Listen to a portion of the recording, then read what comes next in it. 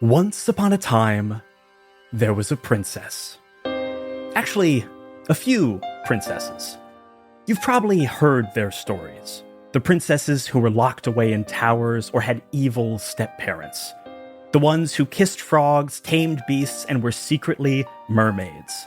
You know, those princesses. But what happens to those princesses when they find themselves in a whole new world with new perils lurking around every corner? A world of dragons and monsters and wizards and the dark, scary things that hide in the dark, scary places. Luckily, they begin their adventure specially equipped to deal with the challenges that await. They have their resolve, their grace, and their wits, the kind of inner strength that only princesses possess. Paired with a basket of goodies and a special gift from their fairy godmothers, they sharpen their swords, light their torches, polish their glass slippers, and set out together to delve into the darkest of dungeons.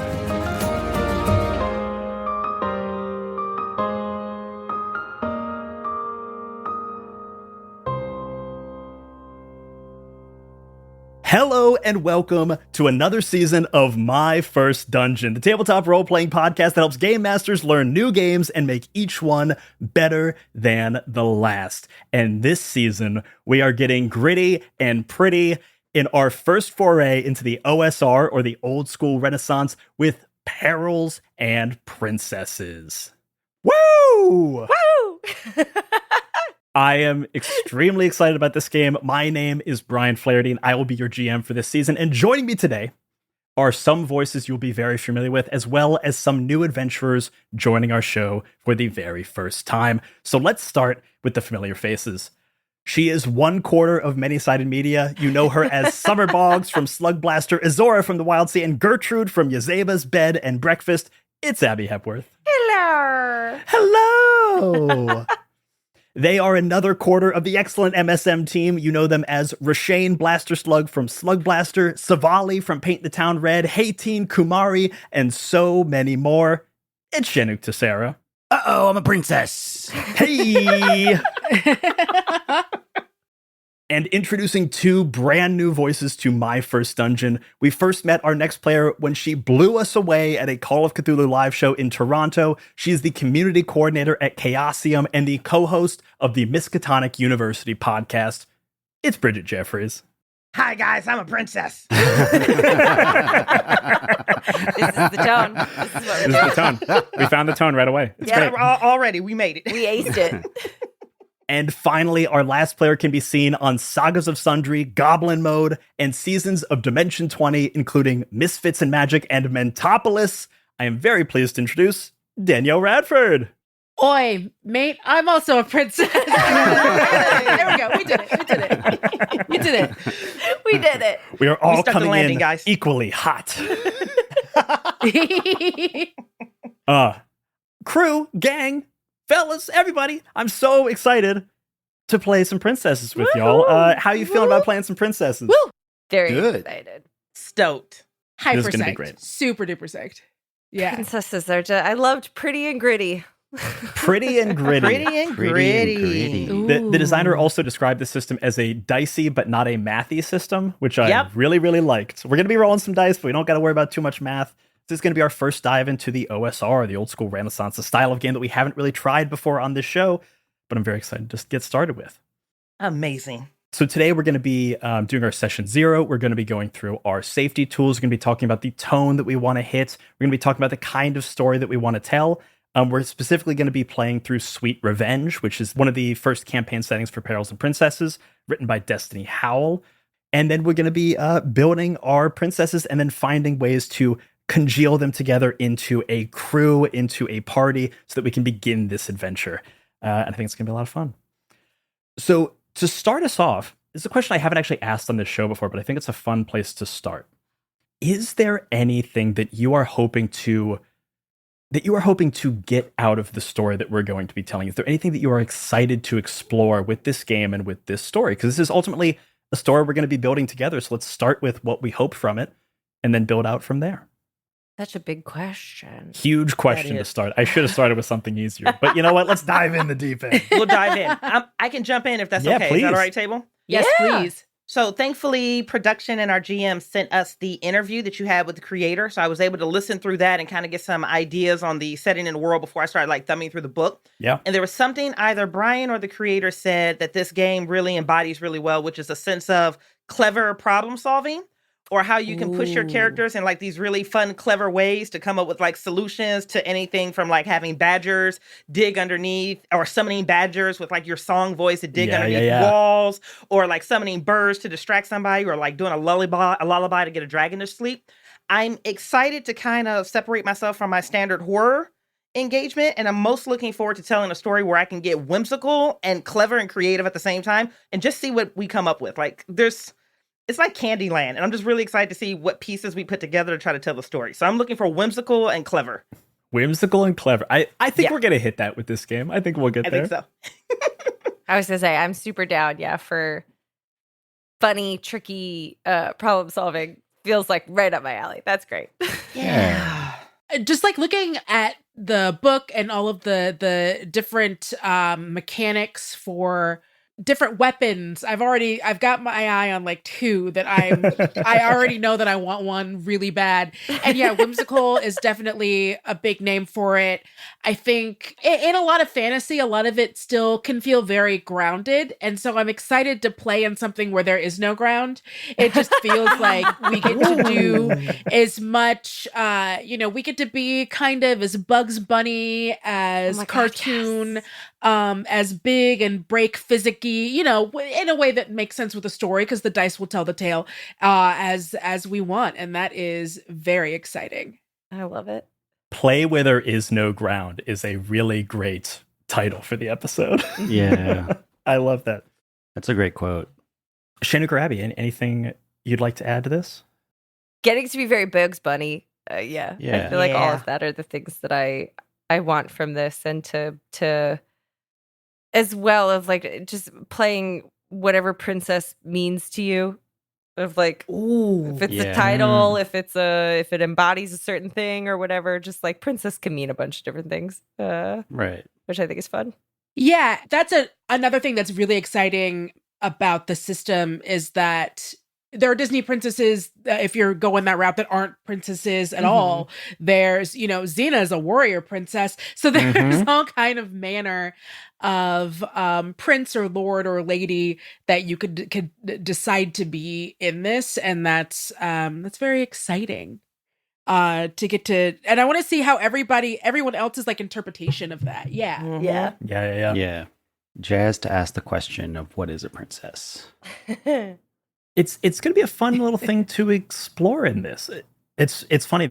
We talked about that in the interview with the designer as well, of like Ryan Lynch, the designer, said like, Luke Skywalker is a princess It's because technically a Obi-Wan princess. Kenobi is Yeah. his fairy godmother. Has a fairy godmother. Yep. And it's fun to really like expand that view and make it even bigger. Like princess is already a pretty big word and it can encompass a lot of things. Let's make it even bigger. Let's push those edges. Yeah. Yeah. Yeah. So I'm hearing a lot of whimsical problem solving. I'm hearing a lot of whimsy. There is a good question to ask at this point in the discussion, because Sweet Revenge is a adventure module where one of the big things about it is there is a candy curse, which is about as fairy tale as you can get. Things are turning Yeah. into candy. Hmm. And because it's in fairy tale land, there's a pretty wide spectrum of what fairy tale can mean. That can be all the way from like Disney fairy tale where, birds sing and everything ends happy and Cinderella is just about a slipper on a foot, where it could go all the way to Grimm's fairy tales where Cinderella is a very different story where people are hacking off parts of their foot, and it can get very like grim and dark. So I'm curious from everybody here, where on that spectrum do you want this story to fall? So we can kind of do any which way. I think you can do both. So when I was younger, I had this series that was put up by Encyclopedia Britannica that was like fairy tales from around the world. It was introduced by Pat Morita in the shiniest Eddie Murphy from Raw looking suit you've ever seen, in front of, I'm assuming, was the first background used in the game Myst. And when we introduced these cartoons, you would start with kind of the version that we know, and they'd be like these shorts, and then they would show different versions of those cartoons, and like that was the first time I'd ever seen or heard of the Princess and the Frog, or other things like that, like in terms of different kinds of a Cinderella tale or things of that nature. And then also there was, God, I wish I could remember it. There was an anime that was the Hans Christian Andersen Little Mermaid that my mom got for me because I was huge into Little Mermaid, and it was very cool. There were boobs. I was young. I didn't understand how there could be boobs, and that was like the really dark one where at the end she turns into sea foam, but it still managed to feel quite magical. Yeah. So I think that you can still retain moments of that kind of God, who was it? Brothers Grimm? Those dudes were bummer summer. Because I got that fairy tale book for my niece when she was first born, and then I read through some of them, and I was like, "Oh, you can't!" Like, "Oh, never mind, this to children." That. Yeah, but it still feels so. There's always been kind of that haunted element to these fairy tales, but you can keep that and still keep kind of the magic and the whimsy. And I personally like that when it can get into the dark bits, because that does you can have stakes, and again, it doesn't have to be grounded, but I still like that there can be those stakes with like, hey, maybe a bitch turns into sea foam, like who knows, Yeah. I agree. I feel like I like the idea of there being like there's real consequences to stuff, but also it's yes, that real balance between. Have you watched Full Metal Alchemist, Brian? Yeah. I watched the original. I didn't watch Brotherhood.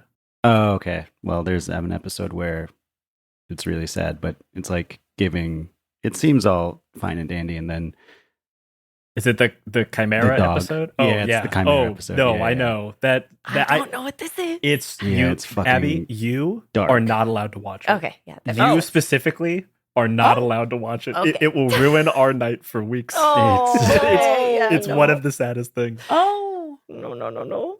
But it's great. No, I get what you're saying. That's very fun. I'm excited to play in a lot of the vibes of fairy tale. I think we're gonna live in a lot of the like fun gumdrop forest type vibe of it, but then having the ability to kind of dip down into darkness is always really fun, especially in like lighter storytelling. It really like can hit harder when it's sprinkling. I completely agree. Danielle said something beautifully, and then it kind of echoed into something Abby said. But at some point in that interview, it was whimsical and fun, and gumdrops, and suddenly the friend that you've been trying to save, you finally reach them, and they've been turned to candy. And I don't know why, but I was walking from my living room to my dining room to like put dishes in the sink, and I stopped.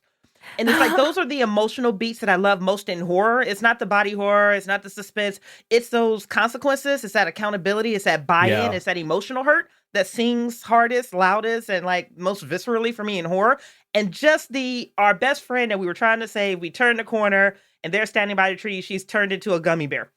Was just devastating for me in that moment. I was like, oh, this is going to be fun. Because again, when you have that innocence and that whimsical, the horror, even something as simple as that, she's turned into candy, is enough to make you go, oh, yeah, these stakes are real. Like it doesn't even have to be explained. It just is stated, and you know how much it hurts, how scary it is. Correct. And that's still with honoring whimsical. 100%. Yeah. In fact, I think whimsical deaths might be the worst death. I don't think you're wrong. I don't think you're wrong. Is there a more whimsical death than Demon Barber Fleet Street turning you into a pie? That's pretty whimsical. That's whimsy. And that's whimsy. And it's we also need that on a t-shirt. That's whimsy. That's whimsy. Ba-da-ba-da-ba-ba. Now that we have that kind of a bit of the tone established, let's start talking about safety tools. Before we get into building our characters, because safety tools are a big thing that we are huge proponents of here at My First Dungeon. Safety tools are not just the thing that create the lines with which you should play inside of, and like they're not just the things that say, hey, let's not talk about this. It also is a great conversation for us to have, so that we like to describe safety tools as for the sickos. Like, because the more we talk about what we do and don't want in the story, the closer we can get to those lines comfortably without getting into like dangerous territory. So if you're not using safety tools, you're playing these games wrong. I'll say it here loud and clear. Say it with our chest out. Argue with your mama. Exactly. Whole chest there. So the main safety tools we use on My First Dungeon are lines and veils and the X card. The X card is the easiest to explain. It's kind of the ripcord moment for if something in the game happens that you're not particularly comfortable with, it touches on an area you're not interested in playing in, or maybe if it just takes the story down a way that you really don't want the story to go. Great, just say, often on this show, we just say X card.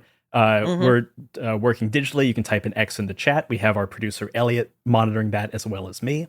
And that's just something we'll stop, we'll pause, we'll take a beat, figure out what's going on and how we want to recalibrate the story so that we're all playing in a game that we want to play in. Because ultimately, this is, at its very core, we are playing a game for fun. And so we should always be doing that. Wow. We're playing? So that's always a tool that is at our disposal. The other one is lines and veils. Lines and veils are typically described as lines are the things that we do not touch. So obviously, like the big bad things in the world that we don't want to play in, we're not going to bring into this game. So we're not going to be touching on homophobia, racism, sexism in the game. They exist in our world, and that sucks. They do not need to exist in a game world where we are having fun. And then veils are kind of things that can exist in the world, but beyond a like kind of obscure veil. So we don't see it directly. It just kind of exists off to the side, slightly off screen. On various seasons of My First Dungeon, there have been a lot of different like smaller lines and veils that people have that are things that they just don't enjoy playing or give them the ick or something. So things that often come up are like violence against animals, like descriptions of finger gore. This is also a good time to discuss like what type of gore or what type of body horror you're not interested in seeing. Is there any lines or veils anyone would like to bring up for this table? I mean, I think that there's the standard deduction. I think I can't think of another way to put that. I think the standard deduction goes for me. I feel like with the specificity of the finger things, I might discover new things as the rest of you start talking. This is a thing that happened to me when we were doing Orbital Blues. Was we got in a fight scene, and I was like, oh, a new line for me is describing violence against kneecaps. Didn't know that was the thing that grossed me out, where I was like, oh, I don't want that. So yeah, that comes up sometimes. That's so incredibly specific. It was, which is why I never thought to bring it up, and then it happened, and I was like, ooh, can we retcon that? Could we? Maybe not. And that also is a good thing to say, that this isn't just a conversation that will happen now. This is an open door. This is an evolving conversation. So if 1 episode in, 9 episodes in, you realize there's something that, hey, we've touched on something I don't want to play in, this is an open door. So don't think of this as the one time you get to say something. This is just the first time you get to approach this conversation.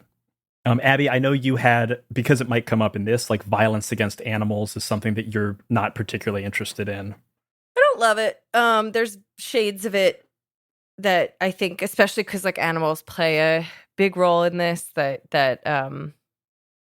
I'll let you know if anything comes up that I'm like hard no, but I know that there's like, you can touch on it a bit because there's like animal familiars and this and that, whatever. And there's a whole forest of animals turning into candy type things. Yeah. But they often approach more the monstrous than they are scary bears and things rather than your buddy, the dog. Okay. I know I'm not a fan of spiders. Yeah, I don't rock with spiders. We can skip those at all time. I don't anticipate this coming in, but I would love to avoid cancer if all possible. Oh, yeah. I just don't see that on the menu, but I'd rather just articulate it now so we can call it a day. No, that's good. Bridgett, I just want to check, just because a portion of this particular game is about like candy curse creeping in, and there's like an element of that being kind of a progression of a disease type thing. Does that feel like something? Oh, green light. Yeah, as long as I don't have to grieve somebody dying with cancer or talk to them or like deal with that. Just wanted we're good. They were similar enough that I was like, let me double check this core principle of this adventure. Before approaching that with curiosity and clarity. Yeah, thank you. Cool.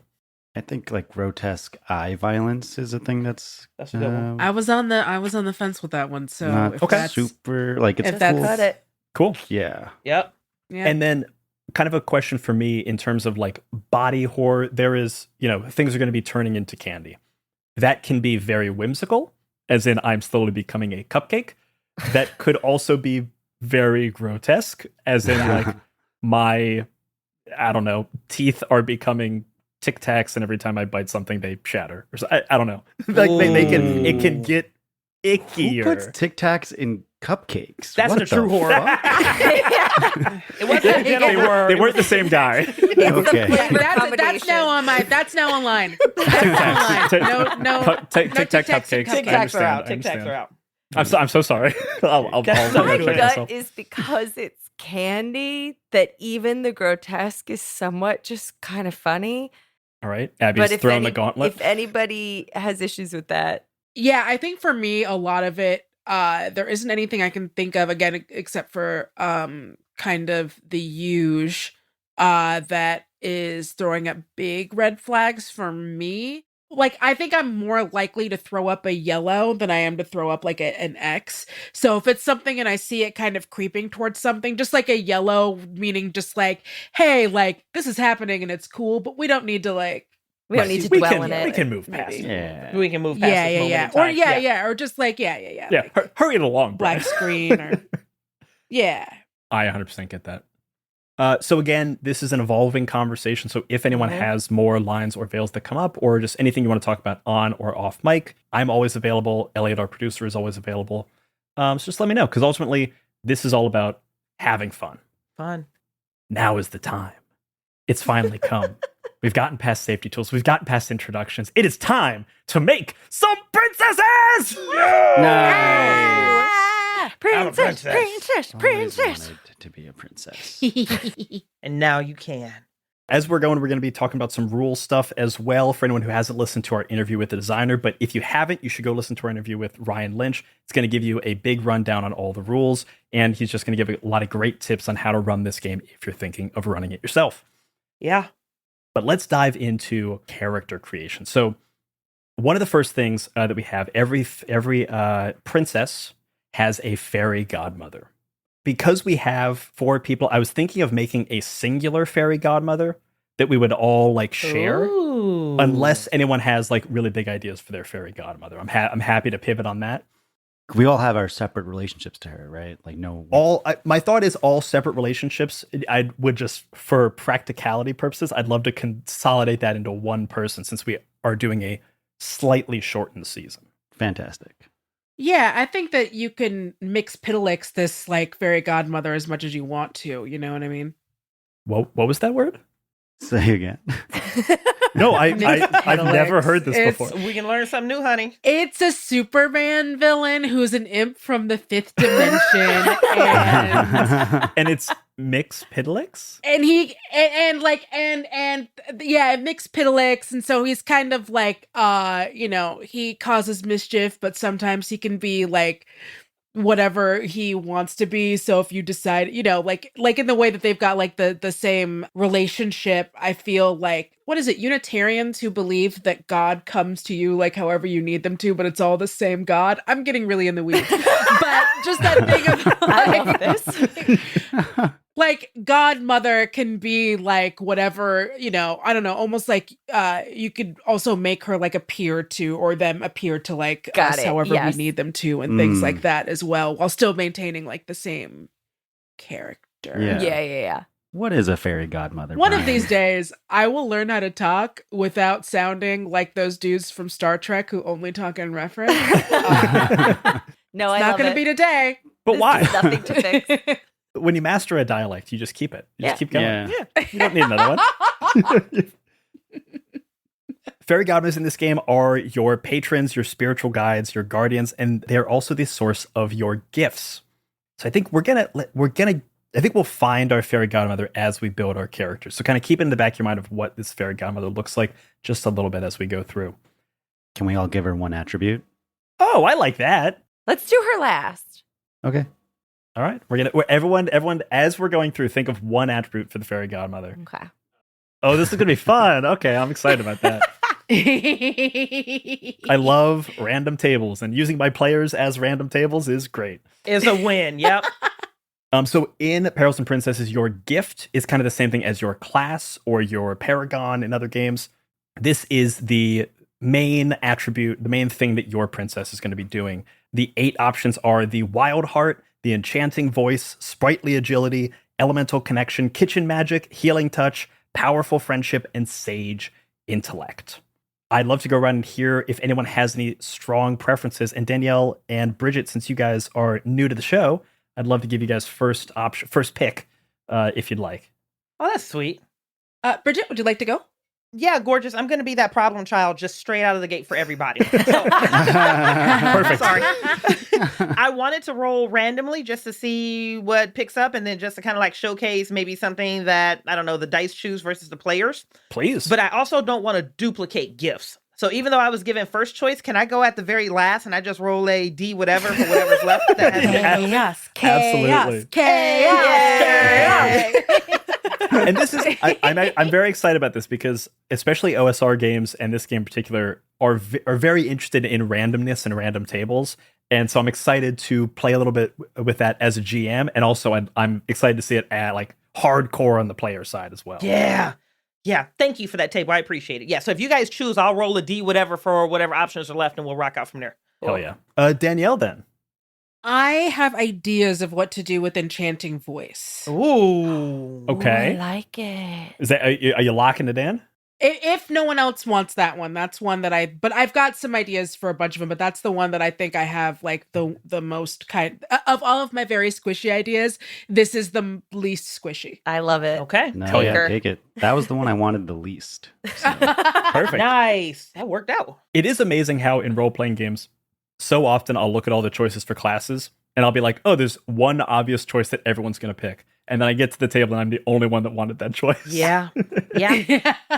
Danielle, can you do me a favor? Do you have the PDF up in front of you? Yes. On page 13 in the book. Oh yeah, I'm already on it. Beautiful. Sorry. Teacher, I like getting gold stars. Would you like me to read it? So prepared. Could you please give me your dramatic reading of number 2, The Enchanting Voice? You have an enchanting voice. You enrapture those who can hear you, beckoning them closer in awe, lulling them into a peaceful state, or inspiring them to join in. When you really unleash your voice, you feel like it echoes beyond the earthly realm. I'm sick. That wasn't my best dramatic. I don't know, I loved babe. You it. did that on my end. That was great. Damn. That was great. I Don't enjoyed qualify it. That was awesome. Enchanting Voice is very fun. I'm going to read out some of the innate abilities you're getting to start. So every gift in this game has 2 innate abilities, also has some talents, and then has a selection of special abilities. So starting with the innate abilities, these are things you can kind of do at any time. They're kind of innate to your gift. You can mimic voices and sounds with uncanny accuracy. You are also alluring. You gain advantage on virtue tests to calm, de-escalate, soothe, or delight a person or creature through song or verse. When you perform, strangers who overhear you have a tendency to approach after becoming captivated by your voice. Ooh la la, she's a little siren. I love it. Yeah. Pulling people in with the songs. And your special abilities, which we're going to be getting into more about gift dice and how those work for this game, which is going to be a core mechanic of the game. Your first special ability is Simple Songs. You sing a happy working song, and anyone who hears it can modify a virtue test, rolling up to some of your dice, or sing a lullaby, and nearby creatures with heart points less than or equal to the sum of your gift dice fall asleep. This does not affect creatures that can't hear you. Bard. A little bit, little bardsy, and I tried not to. This is giving Bard. I love it. I usually do a little bardsy, but this is giving Bard, baby. She's a twist. She's a twist on Bard. She's different. Mm-hmm. I love it. Yeah, she's a princess. I'm not like other bards. Abby or Shenuque, who's feeling frisky? Who wants to go? Go ahead, Abby. Go ahead. Okay. I also was looking at 2, so Shenuque call out, but I'm thinking sprightly agility. Ooh. Take it. I'm leaning. Yeah. All right. We're Give me a dramatic rating of sprightly We're agility. high flying, baby. You have sprightly agility. You are fleet-footed, naturally acrobatic, and move nimbly and stealthily. You can leap, dance, and run like none other. Sometimes when you dance, you feel mysterious ancient magic start to flow through you. Oh, Whoa. it's giving sinners. Ooh. Sprightly agility. Let's talk about your innate and special abilities. Innate abilities, you are evasive. You're skilled at dodging attacks. When unarmored, you treat your armor value as 1. At level 4, treat your armor value as 2, as long as you have no armor on. Ooh la la. Armor in this game just acts as a damage soak. So basically, if you take 4 points of damage and your armor is 1, you now only take 3 points of damage. You are also cat-like. Hey. You have advantage on Very good. Very, very good. That's good. Strong. That was strong.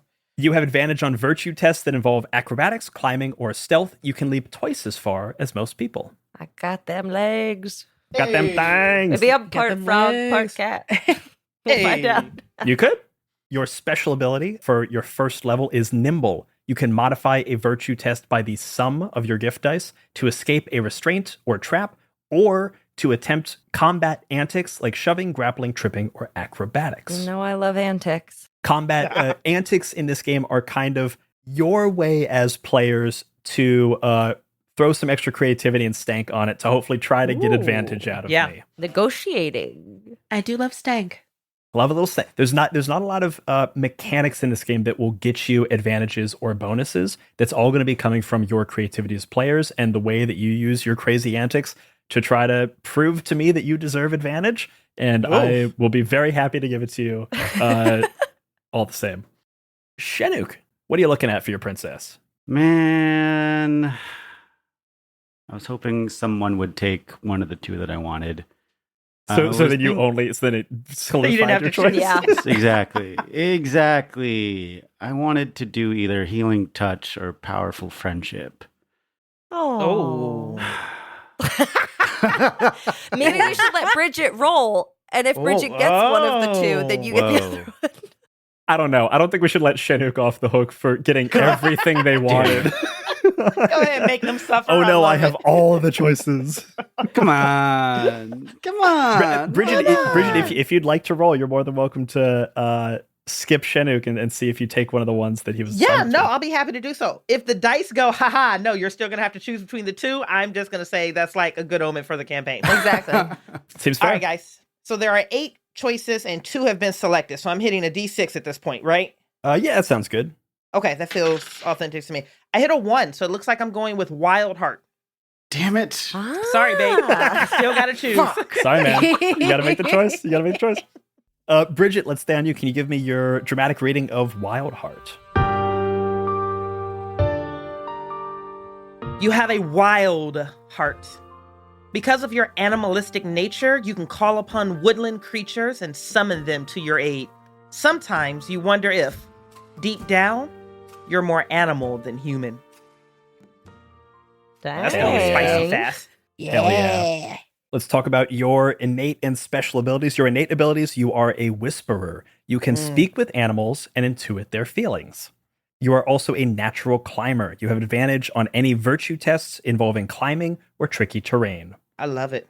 We've been saying virtue tests a lot in this so far as I'm What does describing that these. mean? Virtue tests are basically what we call a ability check or roll in this game. Ah, okay. We're going to get into stats in a moment, but every princess has 3 main stats. They are grace, which is your poise under pressure, your navigating social and natural hazards, your wits, your mental toughness, emotional will to tap into your inner magic, and resolve, ability to fight in the face of terror, channeling your emotions into physical actions. All of these as a bundle are called virtue tests. And in this game, we're going to be trying to roll under our numbers. In this game, nat 20 is bad, nat 1 is good. It's going to be a mind fuck for anyone who's into D&D, but Bridgett, I think, since you've been doing roll low games, you're going to have the advantage on us. You're right. I'm coming in hot. That immediate reaction where you get a 1 and you're like, damn it. Wait, that's Wait, good. it's good. Wait, no, it's good. Yep. And then the Wild Heart's special ability is give a little whistle. You can summon friendly local animals and summon to your aid by whistling a distinct tune. You can either get the sum of your gift dice number of small animals, so squirrels, rats, frogs, or the number of gift dice you use large beasts, which are deer, mountain lions, alligators. They will help you with a single task to the best of their abilities. The specific type of animal that shows up depends on your location and surroundings. Love it. Coming in with the druid energy, guys. Let's go. Coming in with the druid energy. And finally, the most decisive member of our group, Shenuque. I'm so ready to hear what the one thing that you wanted.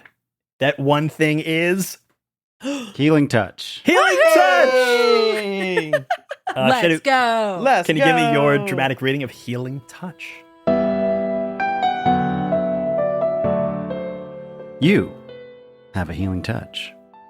You can restore others with your hands, your hair, and your tears. You've never been sick, and being around you makes others just feel better in a way they can't explain. Ooh. Cool. Can you do that through Riverside right now? Just for me. Just as a favor. Just send those energies Just a through little the bit. microphone. Rest Just like me. a little, Yeah. just like a favor. I'll send it to you in the mail. It'll get there just in time for you to be better. Yeah. Yeah. 3 to 5 business days. That's a guarantee.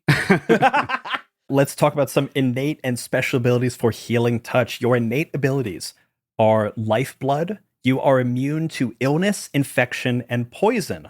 However, Dope. you are extra Yeah. tasty to monsters, vampires, and anything carnivorous. Oh. Okay, life's a trade-off.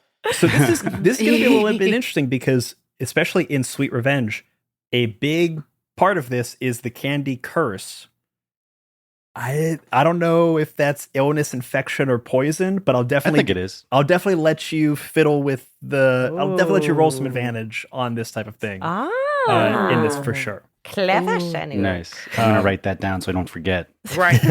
I got it. Can't- I got the thing. Can't get me. And your other innate ability is Big Heart. You start with an extra heart die.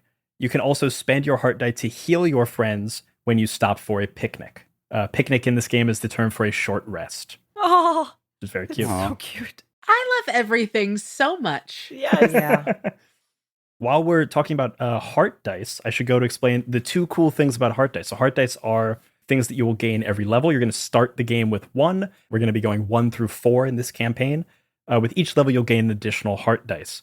Heart dice act kind of like hit dice in D&D. They're things you can roll during short rests to heal.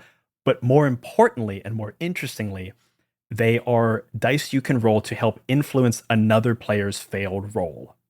Oh. So Yeah. everyone has a little bonus thing they can throw to someone else. All you got to do is sell it to me about how you are helping them succeed or get that little bit of extra stank in order to succeed on a roll.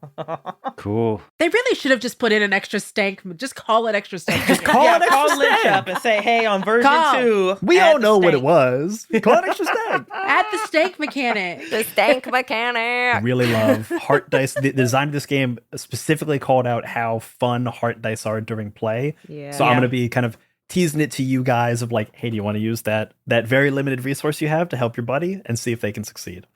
Yeah. Oh yeah. It looks like a beautiful mechanic. It's very cool. It's simple and clean, and it just I love things that are just that. Let's improve things by 1% and somehow improve them by 100%. You know what I mean? Ooh, well said. The other key dice thing that we're going to be rolling in this game, so we're going to be rolling D20s to roll under for our virtue test. We're going to be rolling D4s, which are our heart dice. We're also going to be rolling D6s, which are our gift dice. Gift dice in this game are the things that you're going to be using for your special abilities, for magic items, for casting spells, etc. You will start with 1 gift dice at level 1. You'll gain a new gift dice every level. They are things that can be spent and regained after long rests. The most interesting thing about gift dice is like how many things you can affect and the degree to which you affect them are determined by the number of gift dice you use. So say you're casting Fireball. If you use 3 gift dice, you can affect 3 creatures. And the amount of the effect is determined by the sum of the dice that you roll. Oh. The most cool. interesting part about gift dice, and probably my favorite thing in this entire system, you can roll gift dice whenever you use them. If you roll them, if you roll a 1, 2, or 3, great. they are the less desirable outcomes because they're less effective, but they return to your pool. You can continue to use them. Mm-hmm. If you roll a 4, 5, or 6, the more desirable outcome, probably the more potent outcome, you no longer get to use those gift dice until you have a long rest. Yeah. So essentially, every time you roll, depending on what you're doing, it might be the last time you're able to use your special ability or cast a spell. So who knows? You might be able to use your special ability 20 times before you roll a 4, 5, or 6, or maybe you can only use it once. So you're always gambling every time you're using your special abilities, which I think is fucking rad. That is. I'm so excited about that. I do too. Yeah. A little bit of strategy. Okay. Mm-hmm. A little bit of strategy. I love a game that always is making you gamble. Just that little bit extra. Yeah. Let's start talking about some stats. So what we are going to need for this is some D4s. So the first thing we're going to be rolling for is heart points. These are essentially your health, your hit points, your vitality. This is going to be a D4 plus 4. So everyone go ahead and roll your D4s, add 4. Abby, what'd you get? I rolled a 4 and then I add 4, so it's 8. Nice. Whoa, okay. Shenuque, what'd you get? I also rolled a 4. Nice. Also an 8. Bridgett, what'd you get? I rolled a 2, so my sum is a 6. Hell yeah. And Danielle. Don't worry about it. I think that's a 4. I think it's a 4. I rolled a 1. So Okay. that's a 5. Okay. Roll a 5. This is going to be great. The next thing we're going to be doing is determining your base stats. Your 3 stats, as I mentioned before, are resolve, which is kind of a strength. This is your ability to fight. Your grace, which is kind of a dexterity-based thing. And then wits, which is your mental fortitude, and also something you're going to be using for some of your spell casting stuff. So for this, we're going to be rolling 4d4 for each virtue. Obviously, you're trying to roll high, because in this game, this is a roll under system, which means we're going to be rolling a d20, and every time you're just going to be trying to get under your individual resolve, grace, or wits number. I'm never going to be setting DCs. You're always looking at your own stats. So, Abby, what'd you get for your resolve? I didn't do it yet. I did it now. I did it now. I did so badly. Oh my god, I got 3 1s. 3 1s and a 4. 7. I'm not going to have a lot of resolve, am I? So this is a thing. You may choose to re-roll a single stat or swap values for 2 stats. So we'll go through the whole thing, and then you can choose. We can let everyone re-roll anything if you want. Okay. So you're sitting at 7. Shenuque, what you got? Wait, I rolled just 4d4? Just 4d4? Okay. Oh man, I rolled 3, 4, and 2 1s, so that's a 9. 9. Man, this game is hard. We literally have not started. Bridgett, what you looking at? I hit a sum of 9 as well. Oh yeah. Danielle. And it's just the 4d4s. We don't add anything to this one? That is correct. So 10. 10. Nice. Next, we're going to do Grace. Same thing, 4d4. It's a lot better. Abby, what'd you get? 9. Okay. Shenuque, what'd you get? I rolled 2 4s and then 2 1s, so 10. Really split the difference there. Bridgett, what'd you get? I hit a 9 again. 9. And Danielle. 9, 10, 11. Hell yeah.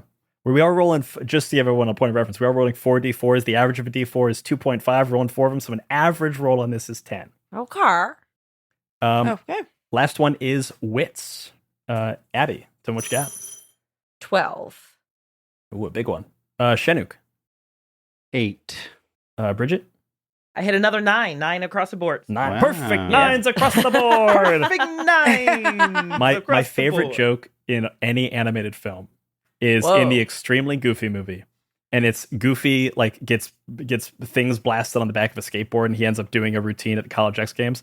And the announcer goes, "Perfect 10s across the board, except for the German judge. 9 on that one." I don't know why. It's the intonation. It's the funniest thing I've ever heard. I'm sorry, Danielle, hit me. Yeah, so 2 4s and 2 2s, so that is 12. Ooh, big one. Oh yeah. And then everyone may choose to re-roll a single stat or swap values for 2 stats. Abby, I'll start with you. Would you like to re-roll 1 or swap values for 2? I am going to re-roll my resolve because a 7's so low. 7's rough. 7 7 is is rough. a struggle, honey. Yeah. I'm so scared I'm going to roll worse. Oh, hot damn. Okay. Wait, 2 4s, a 3, and a 2. So what is that? 8, 10, 13? Huge. Let's Huge. go. Yeah, let's go. She got Big brave reroll. all of a sudden. Yes. Also, just so you guys know, as you guys level up, each time you level up, you'll gain a heart dice. You'll also get to increase these base stats as you go. Amazing. Shenuque, you want to change one or swap 2? Yeah, I'm going to reroll my wits. That's an 8 right now. And Oh, no. Tell me it's not a 4. You get I 4 rolled a 1s? 7. Oh, yeah.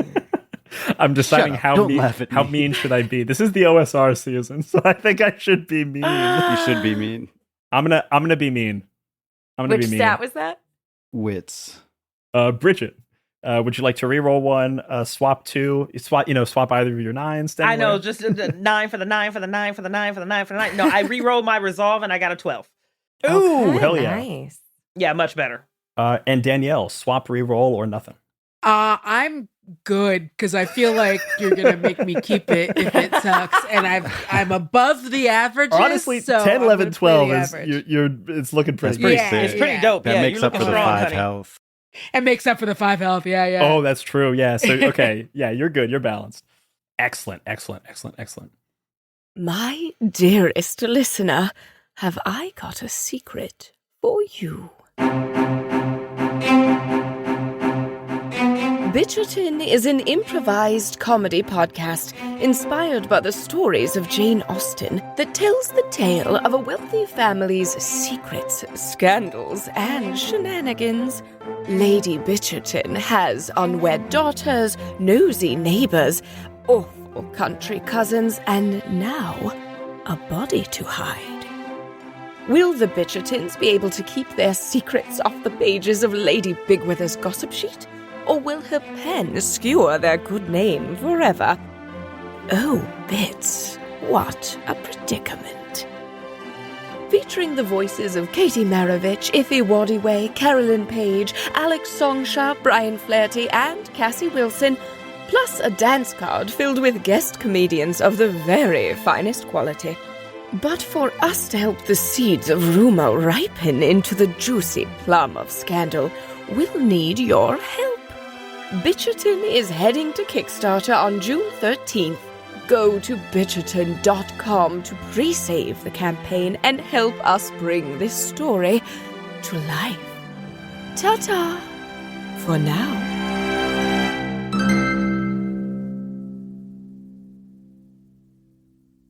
So we have our stats.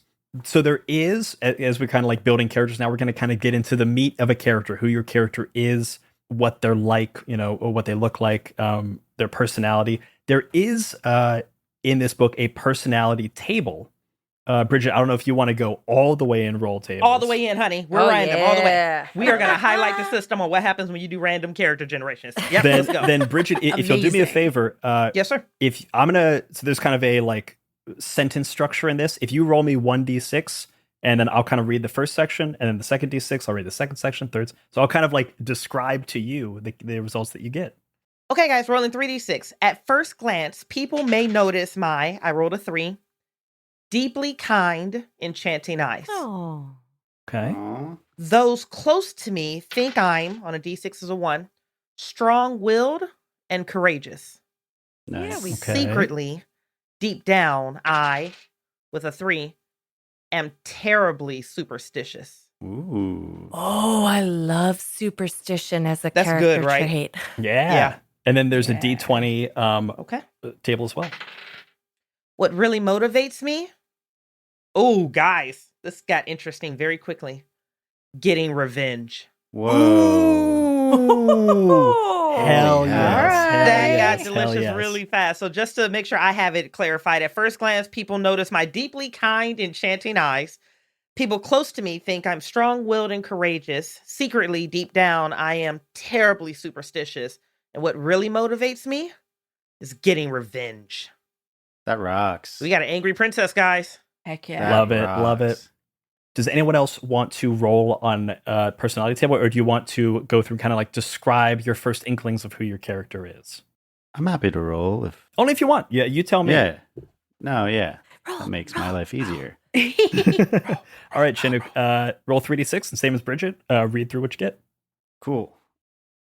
At first glance, people notice my elegant, regal demeanor. Oh, okay. Come through here. Okay. Fancy princess. Yeah. Very fancy princess. Those close to me think I'm loving and loyal. Ooh. Okay. Ooh. Nice. But Nice. Oh. secretly, deep down, I bottle up all my rage. Oh, we're angry. Let's go. Oh, angry. Okay, here we go. And you're it the comes out healer, as too. healing. You're the Yeah. healer. That rocks. Just hot rage coming out of your healing hands. Yeah. Bottled up. Get better. Get better, damn it. Why aren't you better yet? Heal! And go ahead and roll that D20 table as well. Cool. D20. What really motivates me is finding love. Oh. This is a really cute character. I did not expect this. That's very cute. I'm baby. somehow like imagining really, man, that's a combination of things in your character. You're healing, you're angry, but you want to find love. It's like, you wanna find get better, love, damn yeah. it. Where Yeah. is my prince? Where Also, is I my love you. prince? Yeah. Very sweet. It's the very angry, I love you. This is No, this get is better. Lord. Abby, do you want to tell us about your character, or would you like to roll on the tables? I'm gonna maybe just sort of pick from the tables, but I have Yeah. an idea Yes. of her a bit. At first glance, people notice my wildly beautiful, messy hair. Let's go. When was the last time it was combed? We don't know. Gorgeous. Gorgeous. Those close to me think I am wise beyond my years. Oh, I like this. Secretly, deep down, I want all the gossip I can get. Oh, that's valid. Let's go. Because Yep. that is true of Ooh. me, the actual human being as well. Feed me the gossip. Give You it to know, me. I bet them animals, I know they got some stuff. I was You going know to say, they you listening are in. getting the hot gossip. I need to know it. Oh, What really motivates me is protecting my friends. We'll Aw. be cute. Aw. And then Danielle. Would you like to tell us about your princess, or would you like to pick from this table?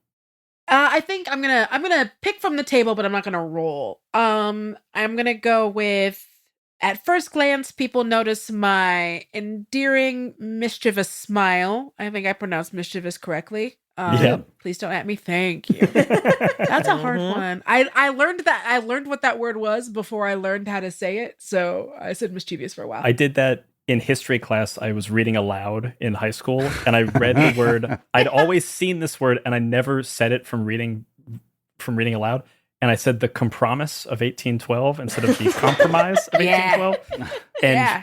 the next 15 minutes of the class were the teacher and the students all ripping me. Oh. Just the whole Oh, time. like they knew. They didn't know. Right. They didn't. They hit me know. right did- away. They were like, "You mean compromise?"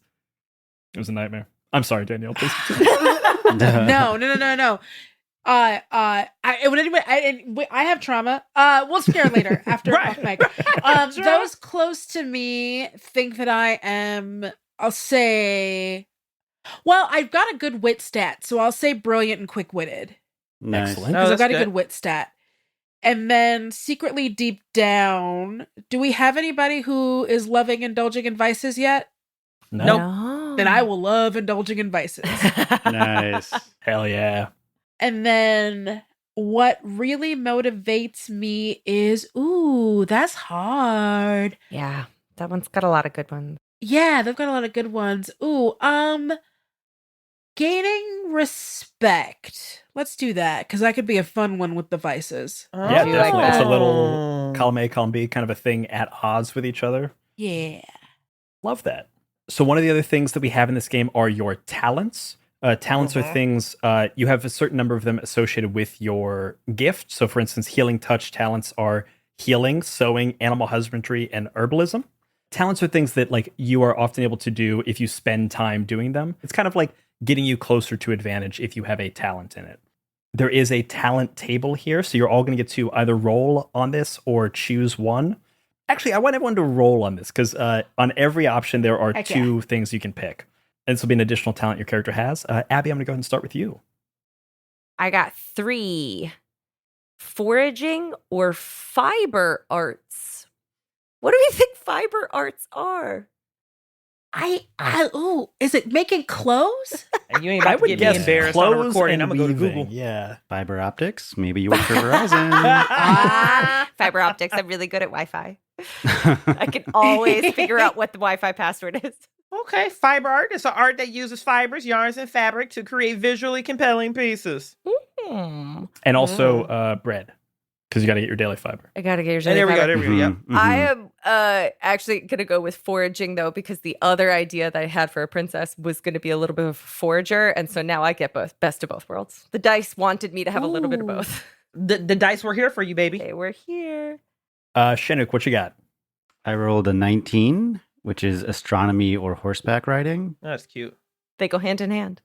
Yeah, right? I want to be a horse girl. I want to be a horse girl. Be a horse girly. All right. A horse girl. Yes. You can't have a princess game without a horse girl.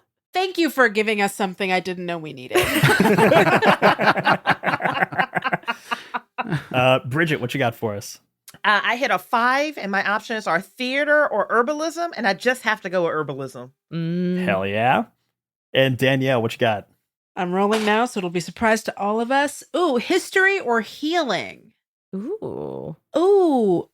This is a fake made-up place, so let's go history, because then Danielle doesn't need to know anything. Yeah, good It's call. fine if I don't. Now it's you just good. get free reign to make up lore at will, and Brian That's has to good. go with it. You know, actually, Danielle, I'll definitely let you do that. If you want to like claim to know history and make it canon, I will certainly let you try. Oh no! Oh yeah, let's do it. Oh, that'll be fun. Oh, it'll be bad. And history will work very well with kind of the idea of what I'm thinking, so that's perfect. Yeah. Let's do history. Hell yeah. The next thing we're going to do is your equipment and your stuff, the stuff that you're carrying around. You have some unique items listed on your gift page. For instance, for Healing Touch, you have a healer's kit, you have a sewing kit with needles and scissors, roll of bandages, vials, etc. Everyone's also going to start with 3d6 silver pieces, 4 torches, 6 meals of trail food, a bedroll for sleeping, a tinderbox for starting fires, and a big purse or knapsack. Items marked with a 1 count as 1 towards your total carrying capacity. Items marked with a 2 are bulky and count towards 2. You cannot carry items more than double your resolve. Okay. This may or may not be a thing that comes up, but I will use it if it's a thing of like, hey, you want to carry back 5 golden statues and they're all big and you can only carry 2 of them. That'll be an interesting problem for you guys to solve. Okay. We're not going to get too crunchy, but it may come up. It could come up. Okay. You can also choose what you are dressed like. Bridgett, if you want to roll on this D6 table, we can see what you're dressed like. Coming at you fast. With a D6, I hit a 2. I am dressed like a peasant. Plain dress, apron. Excellent. Abby, would you like to roll? Is there one of these that's speaking to you? I rolled already, and I got a 4, so I am dressed like a soldier. Stitched Interesting. Tunic, cape, and leather gloves. Okay, that's interesting. With a sprightly agility, you're moving and you're... I'm going to flavor it of their, like, weightlifting gloves. Okay. Oh, interesting. This is Yeah. amazing. Yeah, that's good. That's good, babe. Yeah. Shenuque, what are you looking at? A noble. Okay. You seem Our so happy cleric about is it. Embroidered garb, silk gloves. Our angry noble. Put a little stank on a noble garb. What does that look like for you? Apparently, I like the word stank today. I don't know You what do. it Yeah, is. stank is big coming in stank strong, honey. energy. Pretty much every season, I'll stumble into a word that is that season's word, and I guess it's stank for this season. Yeah, I'm wearing a very heavy cape that weighs me down. Oh, damn. Oh, I like that. Yeah. And Danielle. I rolled. This is perfect. Nomad, patterned robes, beads, and ribbons. Hell yeah. The next thing are armor and shields. You're welcome to roll on them or choose. I know, Abby, you're probably going to go unarmored, so you're welcome to just choose that. Yeah, that makes sense. Bridgett, I'll start with you. Okay, honey. Armor and shields roll D20 for my armor, it's looking like. Yep. And it looks like I hit a 5, so I'm coming in heavy. Metal armor made of interlocking chains and connected plates. Hell yeah. And that is armor value of 2, which means anytime you take damage, you will take 2 less than whatever the damage amount is. Oh, not bad. Not bad. Abby, did you want to roll on this, or do you want to go with your unarmored defense as you kind of have? No, I feel like no armor is the right move for the spirited, sprightly agility. Agreed. Shenuque, give me a roll. I rolled an 11, so light. Stitched layers of cloth reinforced with leather or heavy canvas. Hell yeah. And that is a armor of 1, so you'll reduce damage by 1. And Danielle. Yeah, also got light. Hell yeah. Again, you'll reduce damage by 1. The last thing to pick, and this I'm sure is going to be everyone's favorite, is your weapons. Hey. Daniel, you had your eye on something. Let's let you go first. What are you feeling? I want a sling so fucking badly. I like It that. just sounds like fun, and I love the idea of like improvised weapons because it says make sure you pick up rocks to shoot, but it's like a sling, so I can shoot like anything that my little grubby hands can get, as long as I it like love it. fits in the sling. That's That so rocks. fun. That's really good. A sling does D4 damage. The range is over yonder, which is the farthest range distance. Also, that's great. It's so great. It also doesn't take up inventory space, which is Ooh. good to know. Just fits in your pocket. It just fits in your pocket. The sling is also cool because it's not a slingshot. It's a sling like what David used versus Goliath, like the string or whatever. Oh. Yeah, just like if I'm in a place and like some shit pops off, I can grab a pot, I can grab a glass, I can, you know what I mean? Just like Yeah. anything that I Yeah. can kind of put in there and use. I love a weapon where you can improvise a little bit. I'll also, put it to you. That sounds like a great spot for some antics during this Oh, game. that is if you good. want to Yeah. try to get some extra That stuff is a going. shenanigans weapon. Shenanigans weapon I'm here for for the sure. shenanigans. Don't Shenanigans throw my weapons. horse, man. Not again. Stop it. Chestnut. Bridgett, would you like to roll for your weapon? You're rolling a D12 on this. So I rolled a 4, which was the sling, but I don't want to duplicate. So I rolled again. I got an 11, which is the crossbow, which I absolutely love for this character. Nice. Hell yeah. Nice. Crossbow is D10 damage. The range also over yonder. You cannot react in battle while you're busy reloading. It is bulky, so it takes up 2 slots in your carrying capacity. Okay. But bundles with 20 bolts. I is am nice. going to make you count ammo in this game, so please keep track of that. Ooh. Wait a minute. I don't have unlimited arrows. I can't Legolas this. You can, Get you Ryan can go. Lynch on the phone. You can could go load collect it- your bolts. You can load it with something else. Yeah, right. Yeah, the audacity. I think I'm excited for about this game, especially like playing it as close to rules as written as possible, is like giving you guys a lot of very small limitations to work within and letting you guys get more and more creative with those. So like limited ammo it's annoying, but it can create a really interesting scenario where you have 1 bolt left and now you have to improvise a bolt or improvise a weapon. Or, I'm excited for that type of stuff. I think it's going to be some great stuff that happens out of those limitations. Abby, what do you got? I'm going to go with cooking knife. Ooh. Whoa. Oh, hell yeah. Yeah. It does D4 damage, handy for all kinds of tasks. It is sharp, like really sharp. It also does critical hits on a 1 or a 2. I say it's for my foraging, but what might I use it for? All kinds of tasks. It's so handy. So, because you It's know how so mushrooms handy. are so hard to like pick up and, cut from wherever they are. Notoriously difficult. Notoriously to harvest. hard. Yeah. Yeah. And Shenuque, what do you got for your weapon? I rolled a 12, so I got a battle axe. Nice. Oh, that fits so well with what's Battle happening with your angry cleric. character. I love this. The rage axe, yes. The rage axe. You Rage just want axe. love. Yeah. You just want love. Battle axe is D10 of damage. It requires 2 hands. It is bulky, so it takes up 2 slots in your inventory. It's bulky and brutal, baby. Bulky and Just like brutal. went to one of those axe throwing things to let off some stress and found a real affinity for it. They kept it.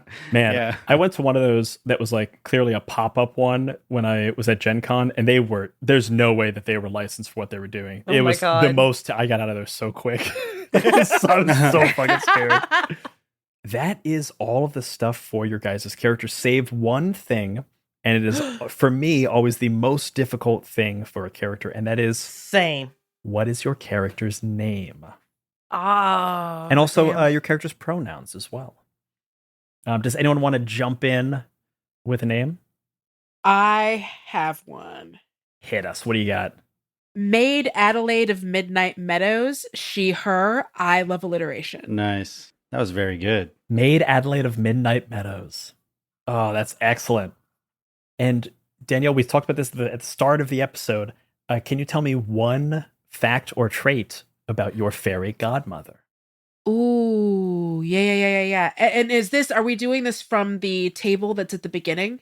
You can if you'd like, but you can also come up with anything. It can be as small as what she wears or what they wear. It could be as big as the craziest thing you've seen them do. It could be a manner of speaking. It could be really what this is you guys give me anything and know that I will have to role play it. Oh, So yeah. feel free to have Yeah. your fun now, knowing that I will be brutal this season. Mm. I would like our fairy godmother to always have a casket or flagon of wine. Ooh, that Aw. rocks. Okay. Yes. She's an excellent hostess. Yeah. So when you say flagon, that makes me think of carryable thing. When you say cask, it makes me think of a thing I'm rolling around. Is it? If it's a cask, put straps on it and she carries it on her back. It's like a Saint Bernard. I'm going with cask because it's funnier. Ooh. Yeah. Like a Saint Bernard. Yeah. Or what is it that the demon hunters where the guy's got his sister in his backpack on his back? Yeah. Except wine. Except wine. I just like the idea of it just like constantly sloshing around. Sloshing around. Great for the sound design. Yes. Oh, that is going to be a fun one. Yeah. Hell yeah. Well, I'm very pleased to meet Maid Adelaide of Midnight Meadow. Would anyone else like to jump in and name their character? So I hopped in with the table. I rolled again. Oh yes, there are some name There's a tables name in this as generator well. table. Rock on. Let me know what you got. Yeah, so I rolled Winifred Golden Falls. And I'm going to go with Winnie to make my life easy. So Winnie Golden Falls. Hell yeah. And then what are the pronouns for Winnie? We're going to go she, her, with her.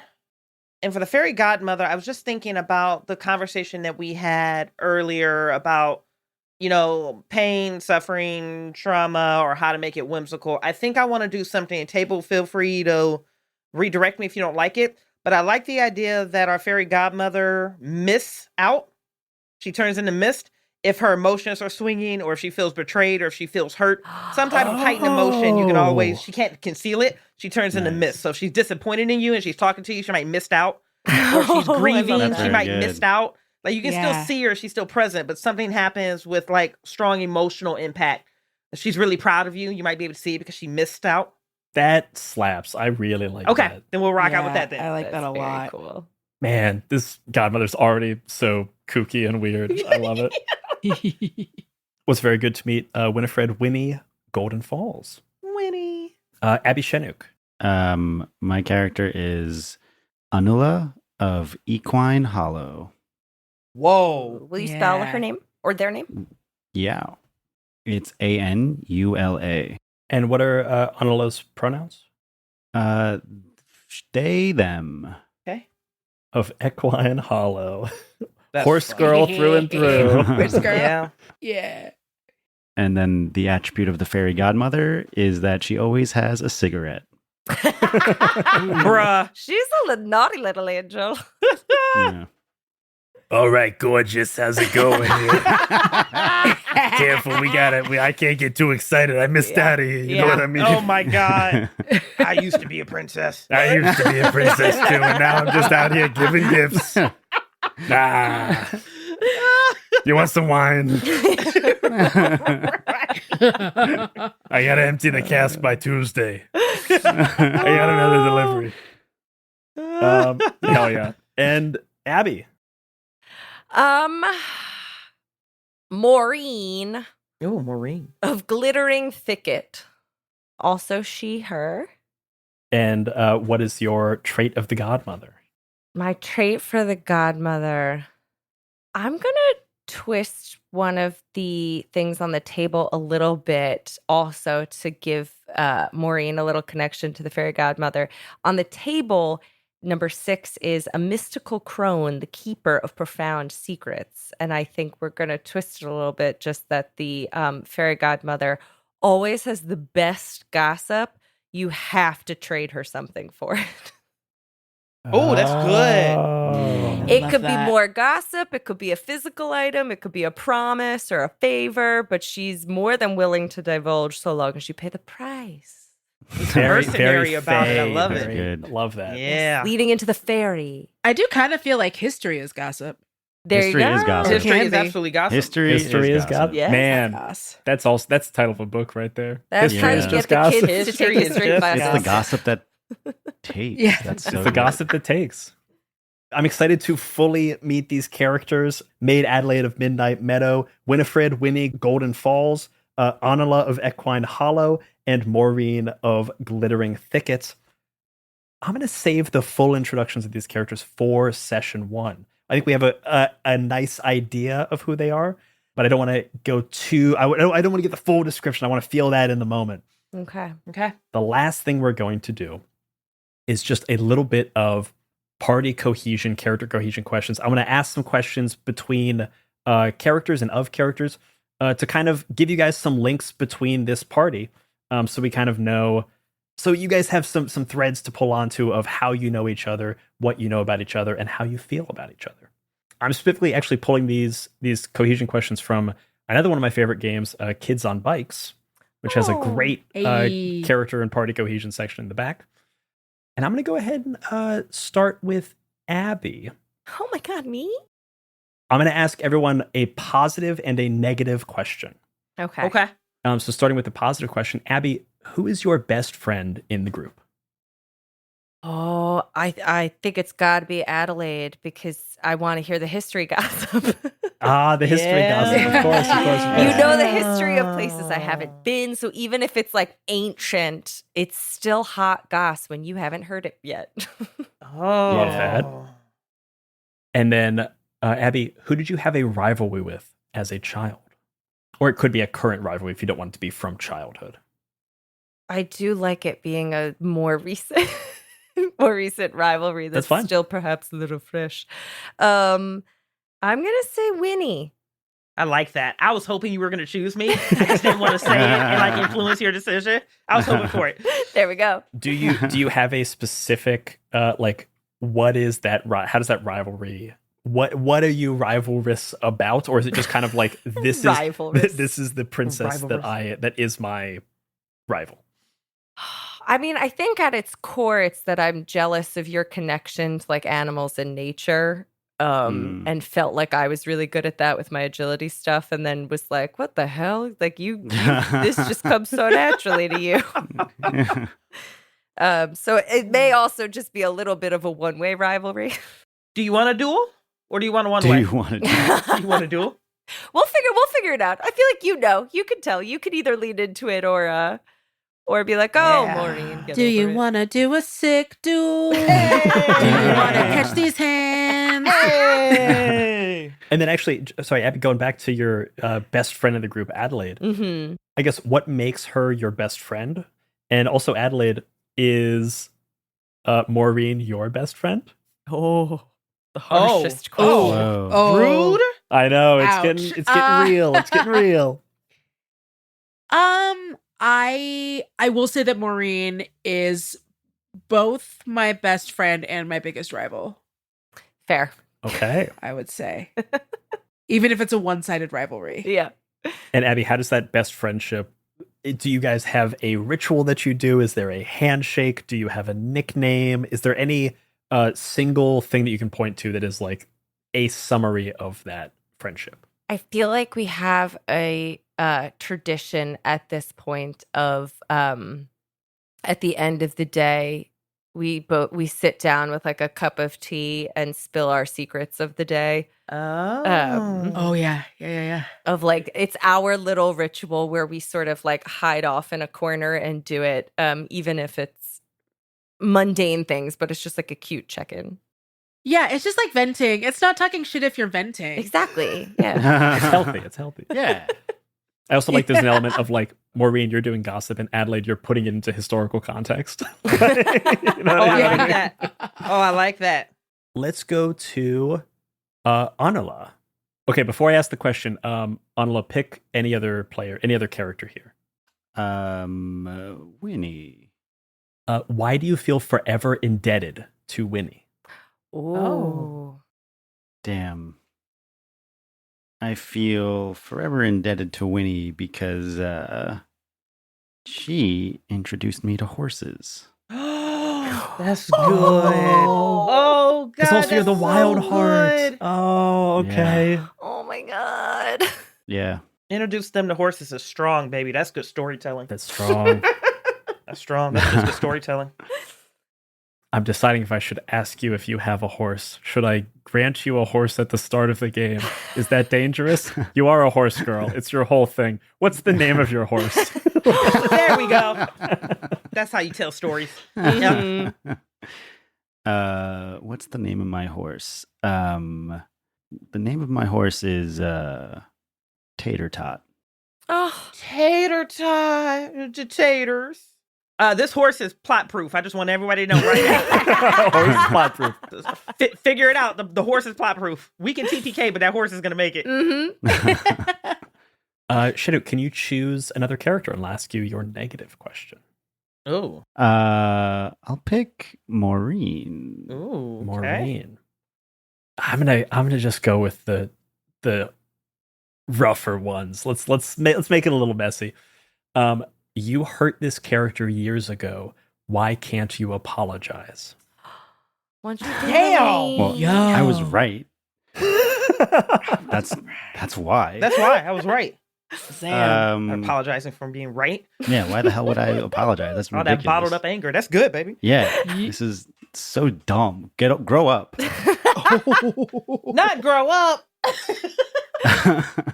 I think with Maureen, we both had the same love interest, perhaps, and I bribed someone to fuck up Maureen's day so I could have time with them alone, and got them to not like Maureen. But then I got bored with them pretty quickly, so I was like, actually, I don't want this one anymore. And Damn. Sabotaged Maureen's chance with the prince? yeah, because I'm trying to find love. Yes, you are. Yeah, you are. It is your you one true passion. Yes. Anila and Maureen, what was the name of this partner, this potential match for both of you? Gumby. Gumby. Are you gonna let Your it? name game You is gonna let it official. fly? Let me tell I'll you. let Gumby fly, sure. Tater tot, Gumby. Yeah, your names be naming. Sir Gumby. Sir Gumby. Sir Gumby.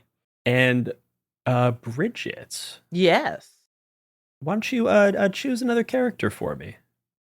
I'm gonna go with. Let's do Adelaide. Adelaide. Oh, this is a nice one. What part of this character's personality do you realize is exceptional that they themselves do not realize? Oh, I love questions like that. Oh, that's so nice. Oh. Wow. We get the dessert first, and then we get the broccoli. Wow. We all got like warm and fuzzy for a second. Yeah, that's so Don't worry, sweet. I'll hit you on the backside. Adelaide, what was your gift again? Which one were you? Was it enchanting voice? Is Oh, that- you have the enchanting voice. Yeah. Yeah. Oh, anybody have any good ideas? I'm open to table suggestions on this one. Generosity could be a very interesting thing to explore. I will say I will probably be playing her. I have like closer to like with the being able to mimic voices and things like that, and like with the singing, I will probably be playing her closer to using her abilities like a con woman than Okay. like. Ooh, Oh, okay. I that's could so see, funny. I could see, and this, Daniel, this is kind of putting something on your character, so tell me if you're interested in this. of like Yeah. a fairness. Like, yes, you are a con woman, but there's like a fairness to the way you do it. Like a Robin Hood vibe. Yeah. Or what about you Yeah. have a code? Something like Yeah, that. code, yeah, that's A kind code of of You have conduct. a code that is Yeah. like a unbroken moral code. clarity there. Code of con hyphen. Hey! Yeah. Wow. That's the Yes. You have a code of conduct. You have an You have a exceptional code code of conduct and you stick to it. It's Yeah. like, Yeah. the And there's book of something grounding conduct, about you- that, right? I love a pun. That's very Yeah, fun. it's I like that. Okay, great. Thank you for the inspiration on that one, storyteller. So yeah, Adelaide has a code of conduct that they don't realize that it's just, even if they don't articulate what it is, just being around her long enough, I've clocked that pattern, and it's something admirable to watch. Yeah. I love it. Hell yeah. We could all write down the code of conduct as a book based on how many times you've told us about it. Like, yeah, we get it. Bridgett, why don't you choose one more character for me? And I'll give Yeah, you a let's hop negative over to question. Maureen. Ooh, you are sure this character is hiding something from you. How do you know Ooh. feeling they're deceiving you? They don't have a code of conduct. Maureen is loosey goosey, baby. There are no rules. Maureen is the gossip chaser, right? Yes, Mhm. she is. I have to say that Maureen knows something about my past that they're not telling me. And then I'll leave it to Maureen to choose what it is. But whatever it is, it'll either devastate me or hurt me or embarrass me or hell, it might enlighten me or empower me. It could be a prophecy. I'll leave that all to Maureen to decide in between sessions. But she knows something about my past or maybe my future. She knows something intimately tied to me that I don't. And I just have a feeling that she knows something. And I don't know why she's not telling me, but I'm not going to press her on it. She might shut down on me. That's a glorious gift you have given me. Thank you. I can't wait to play off of it, especially because we're rivals too. Oh my God, Oh, I yes. forgot Oh about my the God. rivalry That's thing. good. Yeah. That's why I won't tell you. Maybe it's a wonderful thing and I'm just mad to get to. I'm just mad about it. Yeah. I'm like, oh, your life's going to get even better. I hate it. I hate it. Or the heartbreaking aspect is it's something really terrible. And even though we're rivals, you don't have the heart to actually say it to me. Like, Yeah. you're not going to make it through the end of this campaign, but we're just not going to say it out loud right now. You can be anyway. You can That's be anyway. devastating. Yeah. Crazy. I love it. I love it. I love these. This is, again, a reason I love these random questions. They just pull out so much good little stuff that maybe we use. Maybe it falls by the wayside, but it could be the core of the story. We just don't know. We're giving ourselves a lot of advance. Nugget. Yeah. And Danielle, come to you. Hello. Why don't you choose another character, and I'll give you your positive question. Ooh. Anala. Why do you treasure a seemingly valueless item this character once gave you? Ooh. Damn. And whatever it is, whatever the item is, I'll let you add it to your inventory at no charge. Free of charge. At no charge. No charge. No charge. Ah, I mean, you can't no say a fees. rhinoceros, but It's another sling. It's another horse. Yeah. Anala gave us all horses. Oh, Yeah, you have tater hash tot brown. sister. Oh, I think maybe a friendship bracelet or a charm made with some of the mane of Anala's Aw. first horse. This is Tater Tot's mane. Yeah, I think that would mean something. that's very nice. Is there a specific reason why you treasure it? Is it just a sign of friendship, or would they come in a moment? I think it's my character like I said, like maybe a little bit more of a con artist, but it's like this is something that like doesn't mean anything to like anyone else in the world, but means like everything to them. Like it means everything to Anala. And like that's what makes it like precious. It is the thing you kind of can't steal. Because like it has to be given. yeah. Yeah. And like it's, if people with money or anything like that, like a lot of them don't care about any of the baubles or whatever, but like this is like an irreplaceable, like, Yeah. And then your last question, which is the negative question. Choose a character for me. I'll give you a question. Okay. Let's go with Winnie. Yeah. Winnie. Oh, this feels right. What does this character have that you want to take from them? Oh, yes. Damn. Damn. Ooh. A crossbow. The crossbow is That's pretty sick. You're like, just let me exceedingly borrow cool. it for like 3 minutes. Just for a little bit. At the end of the campaign, Adelaide's gonna have all of our weapons. I actually do. That is actually incredibly funny. I just want to borrow it. Where the hell's my Wow. axe? Real sensitive about this crossbow. My God. Yeah, I just want to look at. Just let me hold it. Just let me hold it. Just let me hold it till next payday. Wait, we're getting paid? Yeah, I actually do like that. I do like Oh, you're going with coveting the crossbow. crossbow a little Crossbow's bit. Oh, hell very yeah. funny. So Yeah. funny.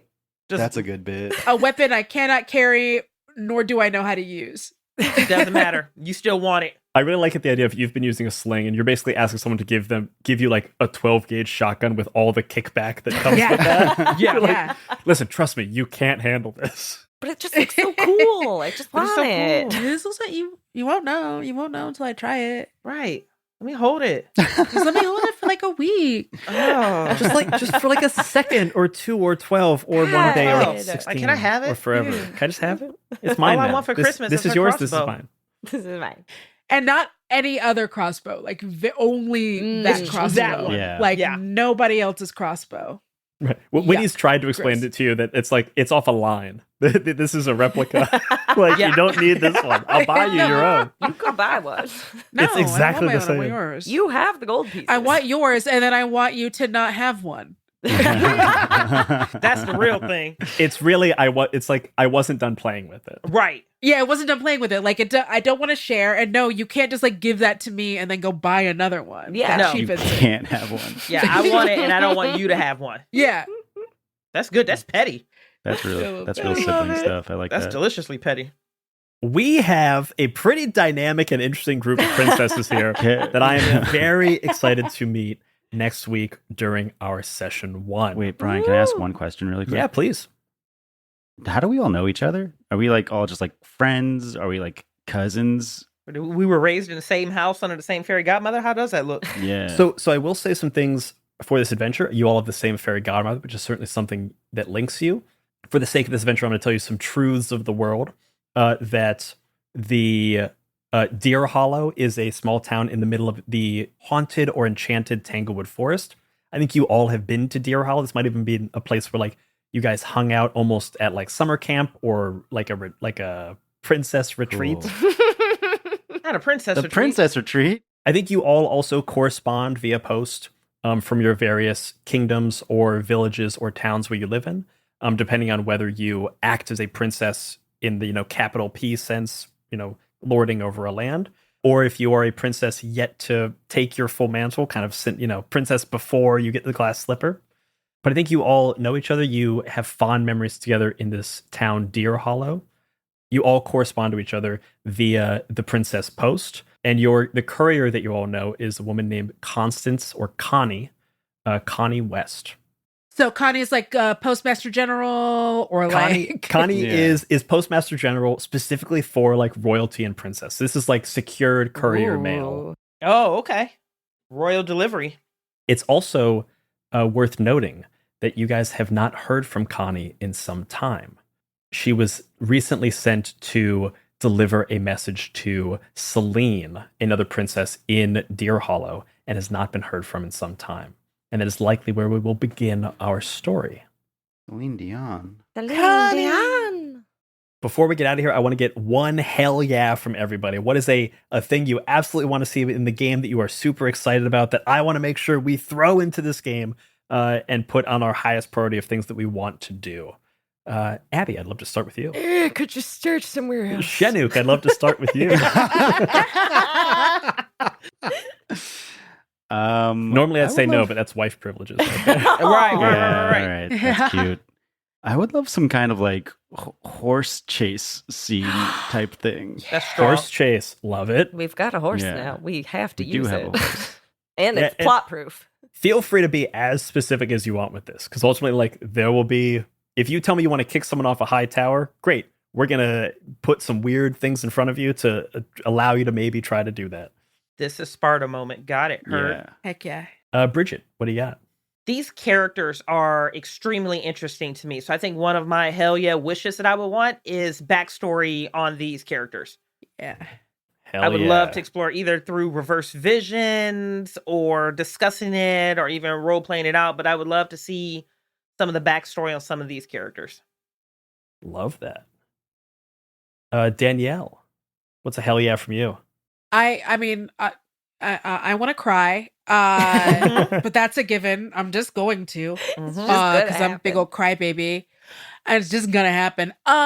If at all possible, if I do sing, please sweeten my audio, and I will try to make things as legally distinct as possible. Yeah, there we go. Okay, There we go. No lawsuits over here, guys. Yeah. We've got our composer Behold in the wings, ready to throw some stank on your vocals. Let's go. Should be fun. And Maureen, Abby, why don't you round us out? What is your hell yeah for this season? My hell yeah is I want to see these princesses kick some ass. I want us to have like a badass group moment where we just are like, it's Powerpuff Girls. Yeah. Squatting out. I think we're definitely going to get some squad kick-ass moments. I would definitely say look to your heart dice as things that can help facilitate that. Mm-hmm. And look to use your antics as much as possible. Oh, don't you worry about that. Wait, Brian, can I have one more? Sure. Can unicorns be real? In the game or in life? Both. If you have the power, please, both. Shenuque, please. Can it be a mystery? Can it be a mystery? Yeah, that we don't tell find me. Don't out tell me. Don't tell me. Just out surprise the me. truth. Anila has heard tell that only deep within the Tanglewood forest somewhere there is a lone unicorn lurking. Somewhere in the shadows. Who knows whether this unicorn will do good or do evil, and if they've been affected by the candy curse, but you will find out next time on My First Dungeon, Perils and Princesses. And that is all for our session 0 of Perils and Princesses. Yahoo indeed! Join us next time as we meet our princesses, begin our adventures, and find out what the mysterious Tanglewood Forest has in store. And as always, remember, if you're having fun, you're already doing it right. Bye-bye, everybody. Bye-bye. Bye. I'm a princess. Gonna go find that unicorn. Unicorn. This season of My First Dungeon is sponsored by Tabletop Bookshelf. Tabletop Bookshelf is one of our favorite online game stores and offers a curated selection of indie tabletop RPGs and solo games delivered to you with care. Use code PERIL15 to get 15% off of Perils and Princesses, Sweet Revenge, or any other game at tabletopbookshelf.com. This episode features the voice talents of Brian Flaherty, Abby Hepworth, Bridgett Jeffries, Danielle Radford, and Shenuque Tissera. Editing by Brian Flaherty. This episode features a theme song and some original music by Behold. Additional music and sound effects provided by artlist.io. My First Dungeon is a many-sided media production. If you want even more My First Dungeon, join our Patreon to get access to the cast talkbacks for each episode this season, as well as bonus actual plays, original music, and so much more. And remember, if you're having fun, you're already doing it right.